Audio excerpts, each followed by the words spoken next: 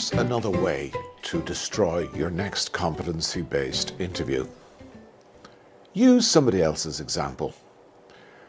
I know people like to skip on the preparation, but I've heard a number of cases of people trying on an example that had worked well for a colleague in their organisation or in another competition.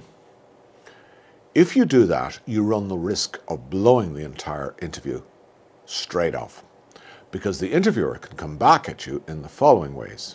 Number one, they can explore in granular detail what happened, when, where and how. It's not a very nice feeling to be running out of detail on a story that you barely memorized. The second thing the interviewer can do is to say, well, that's very interesting, but I wonder, would you have another example? At which point you've run out of road. They could also say, give me an idea of the range of situations that you've used those competencies in. Then you're really in trouble.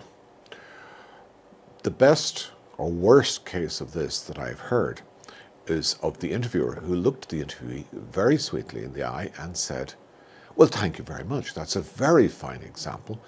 But I have to tell you, that's the third time this competition I've heard somebody tell me that story. Now, stop wasting my time and tell me about something that you actually did.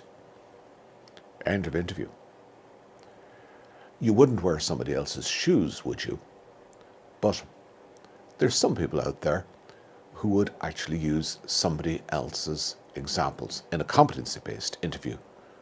So beware.